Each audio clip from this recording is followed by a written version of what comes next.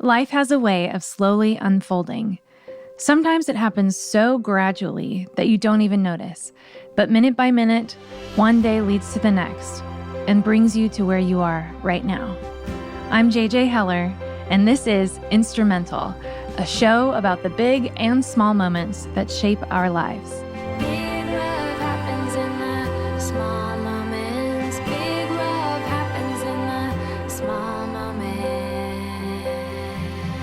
I'm going to guess you've never heard a show like this. In every episode, my guest and I will explore their story in 3 acts, starting near the present and working our way back to the beginning. I hope these conversations inspire you to embrace every beautiful second of this incredible and unpredictable life. Because the truth is, none of us knows which moment will be the one that changes everything. Everything is sacred when you take time to notice. Big love happens in the small moments. Big love happens in the small moments. Hi, friends! Hey. And Dave. Hi, Dave. Hey, JJ.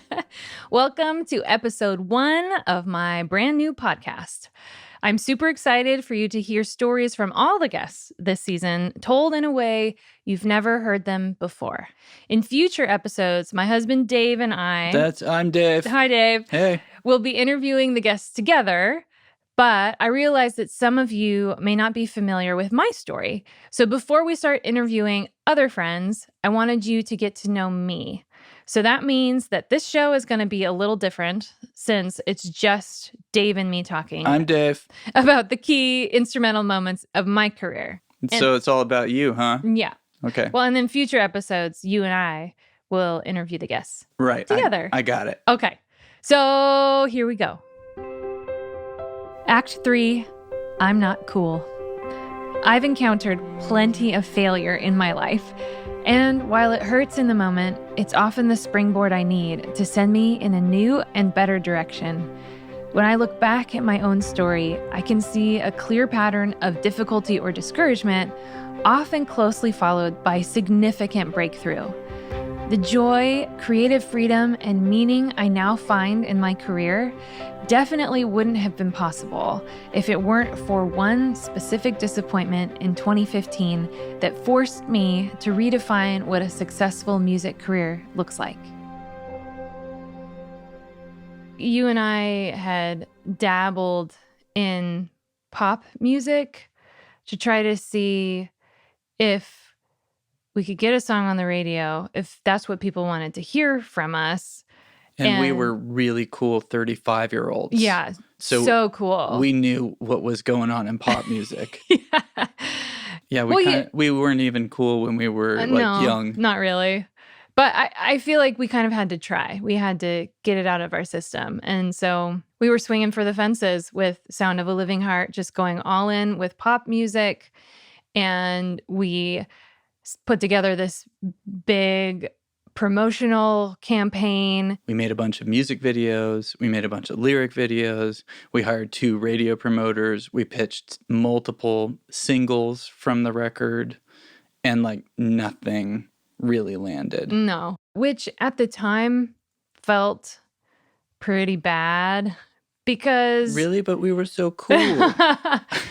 Because it's the kind of thing where when you go all in with something, you can't pull the, I wasn't really trying that hard anyway card, It was just like, no, we tried really, really hard. Right. And I was like, I bought this leather jacket. That is not true.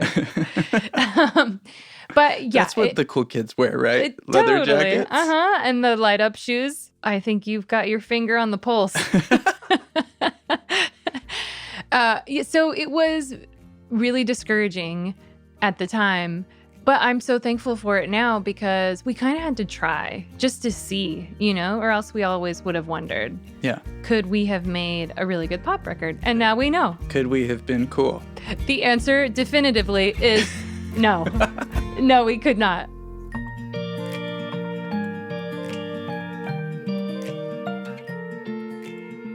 Well, this is interesting. I hadn't really thought about this before, but I think my motivations got a little bit confused at the time because I had seen the impact that having a song or two on the radio could make, and I heard all the stories. And so I thought, well, if I'm going to make an impact with my music, it has to be on the radio.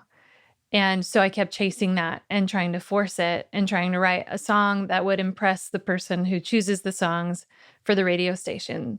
And I forgot to just write songs from my heart. Let's say that you did create music from your heart and it still didn't work on the radio. Then what? Well, it reminds me of this conversation that we had with Bob Goff a few years before then. And when we were really frustrated that our songs weren't getting on the radio, he said, well, maybe you guys need a different metric for success. Maybe you need to define that with something other than getting a song on the radio. And so it's taken several years for us to land on what that definition is. But we realized that if we are consistently hearing stories from people about how God is using the songs in their lives, then that is success. Even here in the unknown, even now, you are not alone. Even here. What happened after Sound of a Living Heart? I mean, because you found yourself at a crossroads, basically. You had to decide, am I going to keep chasing radio when they consistently keep telling me no? No, thanks. Or are you going to find a different path for yourself? When you and I decided to close that chapter and to stop pursuing radio, there was so much freedom in that. And we could just write whatever we wanted to write. We can make whatever kind of album we wanted to make. So we made the Christmas album with like no pop sensibilities at all. Like we made it timeless and classic and loved it. And then we made a lullaby album. And it's funny because when we stopped trying to be impressive, that's when all of these stories started pouring in. So with each email message and Facebook post or direct message on Instagram, it was a confirmation that I was making music that was meaningful and you were making a difference. Yeah, and that I should keep going. And one of my favorite letters was from this guy named Tom, and I want to read it. Okay. My wife Julie and I are foster parents. Along with our 4 biological kids, we have cared for 19 children in the last 3 years. 14 of them were under the age of 1 when they came into our home. My wife is a nurse, which means that we're placed with children that are in need of special care. Our family started listening to your music and discovered how unbelievably calming it was to these babies who have dealt with more in their short little lives than most people in an entire lifetime. A frantic, hysterical baby who can't self-soothe was instantly calm and falling asleep. Your music was like a miracle, like an angel's hand touching these babies to calm and comfort them. Love sings louder than the darkness. Let the light shine in. I know you will. We could not believe how your music had this effect on every single one of my foster kids since.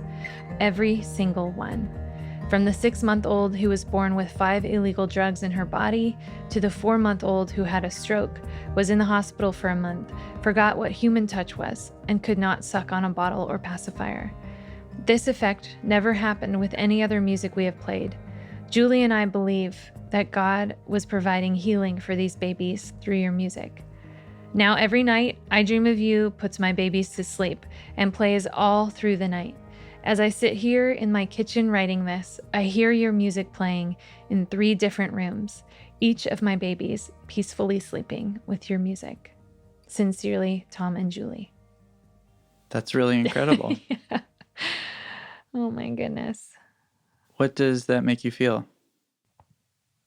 It makes me feel so incredibly honored that my music is invited into those places. in people's homes, into their lives, to bring peace and healing and restoration. Long before thousands of households were playing my music to calm their children, I was desperately looking for peace and calm for myself. This brings us to Act 2, Anxiety Becomes a Gift. In 2015, I was trying my best to get more of my songs on the radio. But that begs the question, how did my songs end up on the radio in the first place? The answer can be found in one of my favorite stories to tell. It's a story about panic attacks, a reality TV show, and a man addicted to pain medication. It begins in 2003, 12 years before my failed venture into pop music.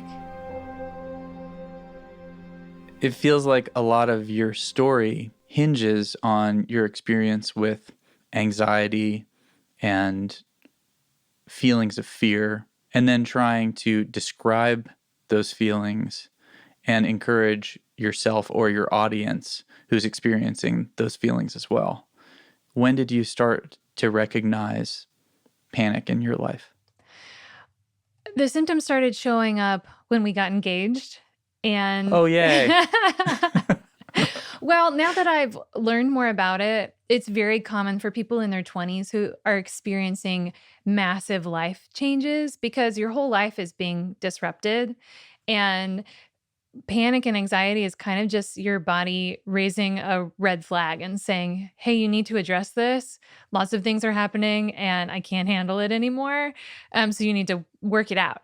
But I didn't know that at the time. So I remember at my bridal shower, my mom threw it for me at the church where I grew up. And I just had this feeling of being super spacey and kind of floating. And it felt like I was maybe going to pass out. And I didn't know what was happening at the time, but that was kind of the very beginning of the symptoms that I eventually began to experience pretty much every day. I would just be sitting on the couch and all of a sudden my heart would start racing and my fingers would get all tingly and numb. And then it was hard to breathe. And then I felt dizzy, like I was going to pass out. And I just had this overwhelming sense of doom and dread that something terrible was happening. And for a long time, I thought that I had some serious undiagnosed problem that was like going to kill me if I didn't go to the doctor and figure out what was wrong. Like you had some sort of cancer or like heart condition or something. Totally. I was convinced of it. And I kept going to the doctor and they kept saying, you're in your early 20s and you are completely healthy. So they hooked up a heart monitor to me that I wore around just in my day-to-day life for 2 days. And I didn't have any symptoms during that time because I think I had a sense of safety that the doctors were going to catch what was going on and everything was going to be fine. But then nothing showed up in the data because I didn't have any panic attacks. And as soon as they like disconnected me from it and I went home, then I had a panic attack, which was super frustrating.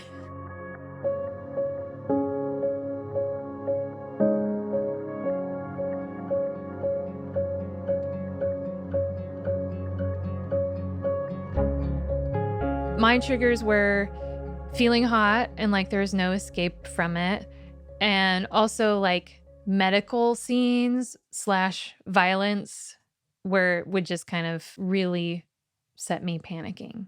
So the doctors actually never diagnosed me with panic attacks. I figured it out for myself. Bum, bum, bum. Watching a movie. Wow. Yeah. So it was this movie called Something's Gotta Give. Uh-huh. And with Jack, is it Nicholson or Yes. Nicholas? I can't remember. One's a golfer and one's an actor. It's Nicholson. Nicholson. Okay. Okay. So in the beginning of the movie, he's golfing. No, forget about golfing. Jack Nicholson, his character has a heart attack and he goes to the hospital. And then they help him, he recovers, and then at the end of the movie, he goes to the hospital again because he thinks he's having another heart attack, but they tell him that he's not having a heart attack, he's having a panic attack. That's where ba ba ba. Yeah. So I watched that scene and I was like, oh my goodness, that's exactly what I feel like. And so I went over to WebMD and I typed in like panic attack and Little pro tip. If you have anxiety, never don't go to WebMD. don't go to WebMD. You're just Pouring gas on the fire. yes. In this instance, for diagnosis sake, Yeah. it was positive. Mm-hmm. Because what happened? Well, because I had 10 out of the 12 symptoms for anxiety and panic attacks. That's a high percentage. Yeah. My anxiety got so bad at that point in my life that I didn't even want to leave the house. I don't even remember very much about those years because I was so inside my head and I didn't have very much joy. I didn't really notice anything beautiful around me because it felt like I was surviving from one moment to the next. Yeah, I mean, I definitely remember. I remember specifically going to a concert where like we were listening to one of your favorite songwriters and I was just digging it. And I remember looking at you and you were kind of like in outer space Yeah. somewhere, like trying to manage a panic attack rather than appreciating the music right there in the moment. How did your experience with panic start to manifest itself in your music and your songwriting? I started to write a lot of songs about It was kind of your therapy. yeah. Just working through those questions. And yeah, the panic attack started in 2003, and it was months that turned into years of figuring out how to manage this thing. And it was in the worst of that time where we wrote a song with a friend in 2008 called Your Hands. And it was kind of asking that question, where is God when we're suffering, when we can't find the answers? And why doesn't he answer our prayers the way that we want him to? Because at the time, I was basically begging God every day, take this away. I don't know how to deal with it. This is scary. It's ruining my life. And I just wanted him to get rid of it. And I have asked 1,000 ways that you would take my pain away. You would take my pain away. So we put that song on an album called Painted Red. And it was at a time when people were just starting to give their music away digitally. So we thought, okay, once the album is made, it always takes a few months for the CDs to get manufactured. And so we decided as an experiment, what if we give the album away digitally until the CDs are done being made? I remember we gave away about 15,000 copies of the album. And that was a huge deal for us. And one of the people who got their hands on the album was this woman, Kat Lee, who has a music blog. And Well, she had a music blog. yeah, she had a music blog and she really loved the album. And so she told her sister-in-law, Diana Drexler, about it because Diana is a dancer. And so Diana ended up auditioning for the show So You Think You Can Dance. And that was like a year after we gave away the record. So it was like in 2009, all of that was happening. And the show aired and was watched by 7 million people. Something like that. And one person who watched the show happened to be the program director at a Christian radio station in Houston, Texas. So he's the guy who is kind of in charge of choosing songs for the station. So he watched the show, loved my song, looked it up on the internet, and decided to play it on his station the next day. And a woman called in and she said, "Thank you so much for playing that song. It's meaningful to me because my husband is addicted to prescription pain medication and I was feeling really hopeless, but this song gave me hope." And then more people called in to encourage her and then share their stories.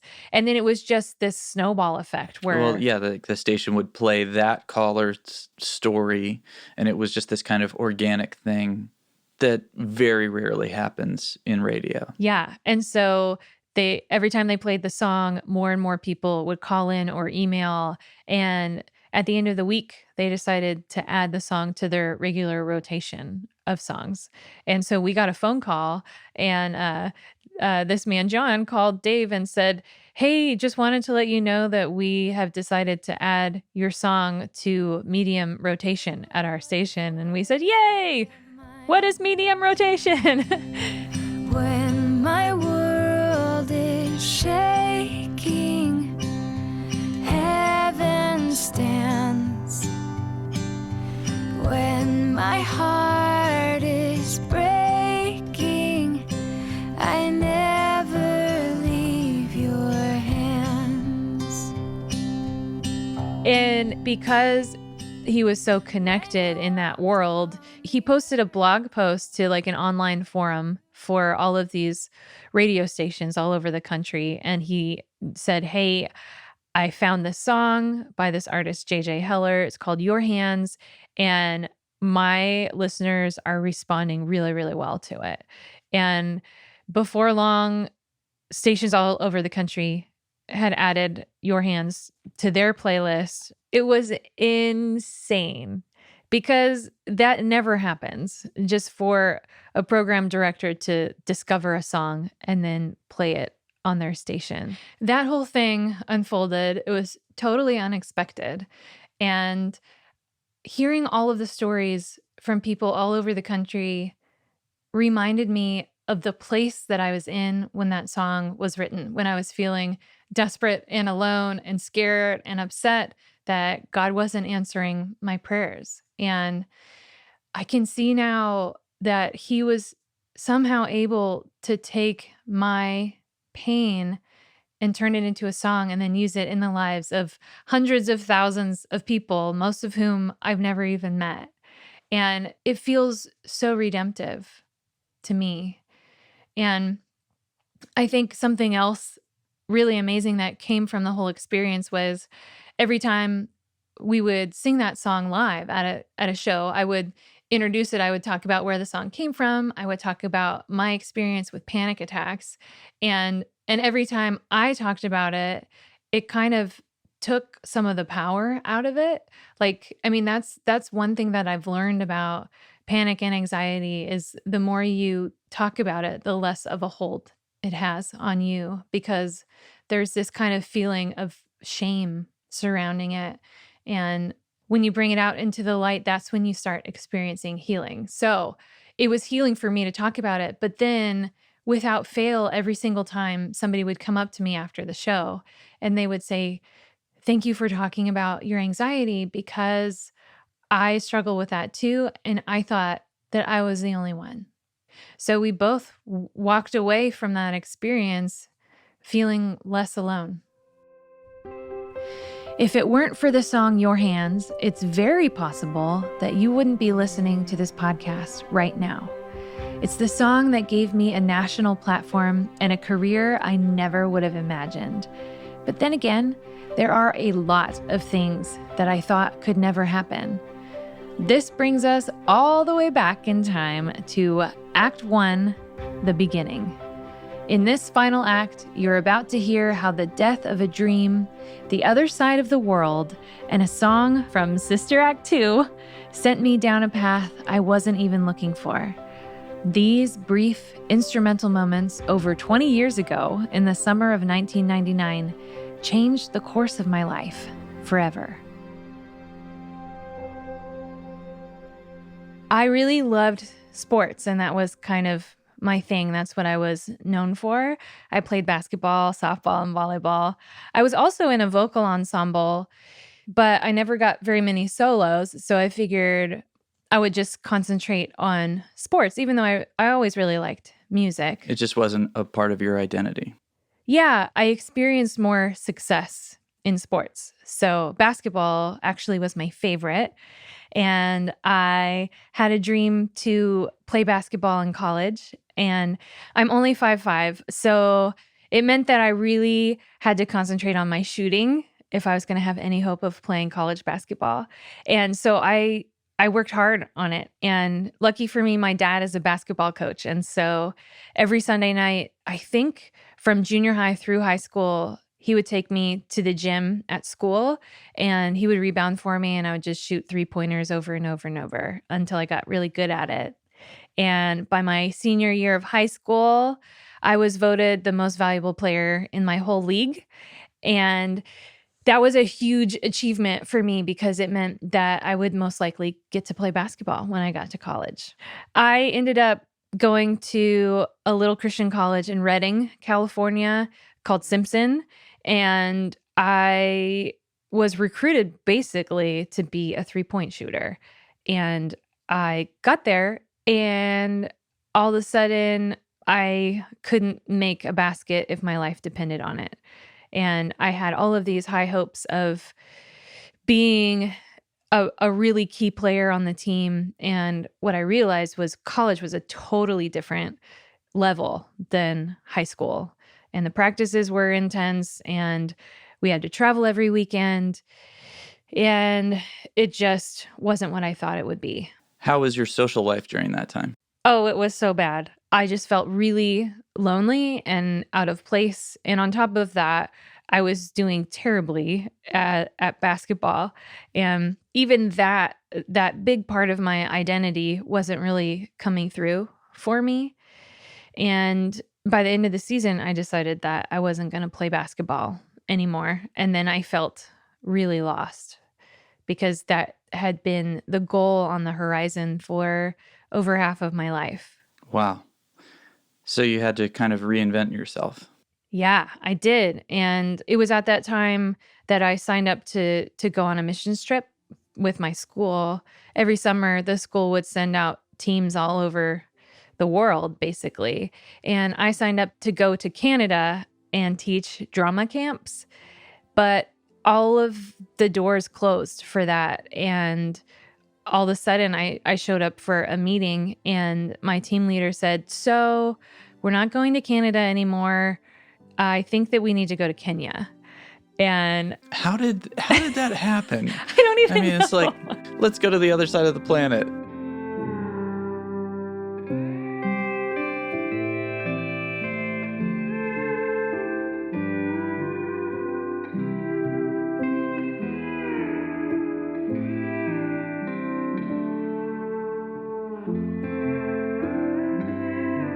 So how'd it go? Well, I was really scared, and there's no way that I would have signed up to go to Kenya because it's so far away and so foreign. But I think God knew that, and so He had to kind of gently lead me by the hand and have me sign up to go to Canada, and then ease my way into Africa. So it was a 6-week trip, and How many of you were there? there were only 5 of us. There was supposed to be a staff sponsor, but that fell through as well. What's a staff sponsor? So the school would send out an employee of the school along to help with the team leader who was a student. So there would be a student leader. Like there would be a grown-up. There would basically. be a grown-up in charge, yes.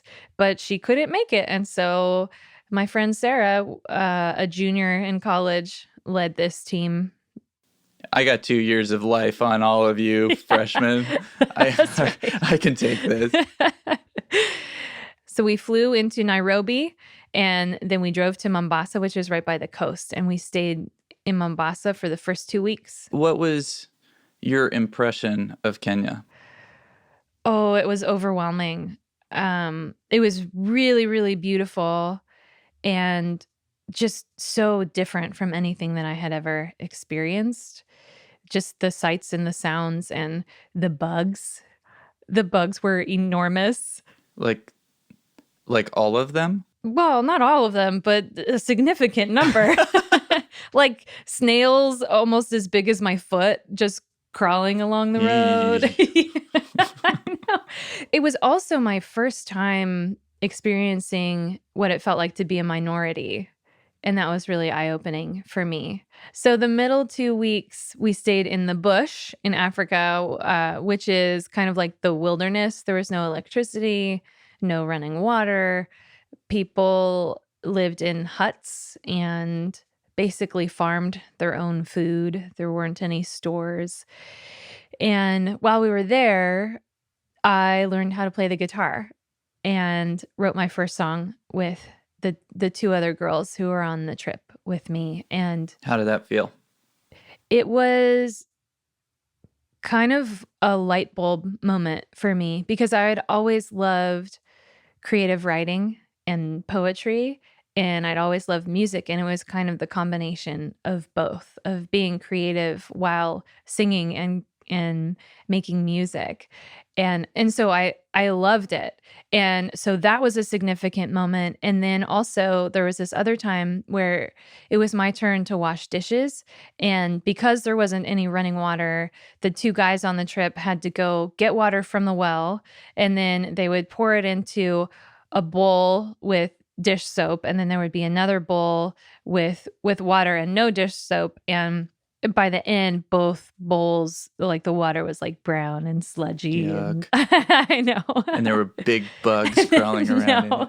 No, not in the soapy water. But yeah, so anyway, like basically not a super pleasant job to be doing. And so I decided that I would sing to pass the time. And so I started singing, and What were you singing? I was singing His Eyes on the Sparrow, the Sister Act 2 version with Lauryn Hill. And so I was just washing dishes, singing, and then I noticed that the rest of my team started to gather around and sit down, and they were listening to me as I was singing. And I stopped and said something like, "What are you guys doing?" And they said, "No, please keep singing. We want to hear you." His eyes. And so I said, "Okay." I didn't think that my voice was really anything special. And I remember this guy, Phil, on my team kind of offhandedly saying, "I would pay money to hear you sing." Wow. And I doubt that he remembers saying that, but it really stuck out to me because I'd always thought of myself as an athlete. And even though I loved singing, I didn't think that, that my voice was anything special. And so that comment, coupled with writing my first song and learning how to play the guitar while I was there, it was just the beginning of a new dream that God was starting to grow in my heart. Would you say if you weren't bad at basketball and you didn't go to Kenya and you didn't have those experiences, that you would be here right now? I don't think so. I think all of those moments came at such a pivotal time in my life where everything had just fallen apart and I was completely broken down and I had no direction. I think that music and songwriting was something to hold on to. It was my lifeline. Wow. So the JJ Heller that we know was kind of born like at that moment in time. Yeah, I think so. JJ, you have a great story. Thanks, Dave. You're welcome. I just never get tired of hearing how each season of your life is connected to the one before it, which brings us to the final segment of our show. Let's rewind the tape.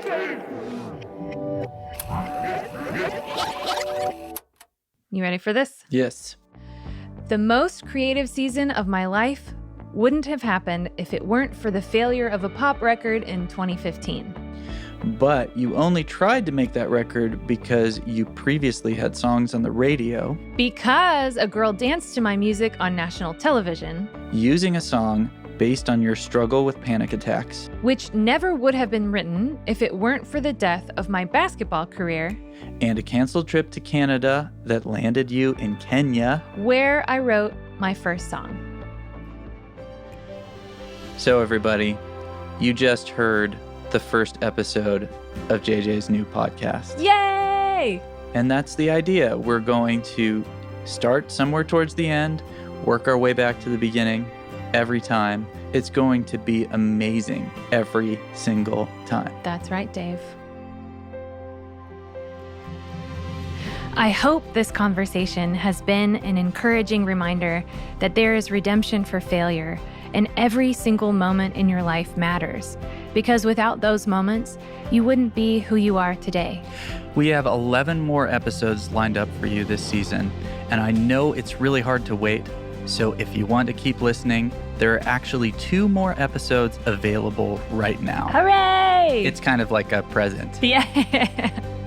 Our guests this season shared some incredibly moving stories, and I can't wait to share them with you.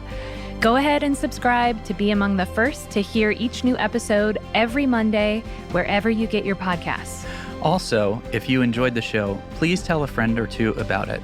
Because you never know if hearing one of these stories will become an instrumental moment in someone else's life.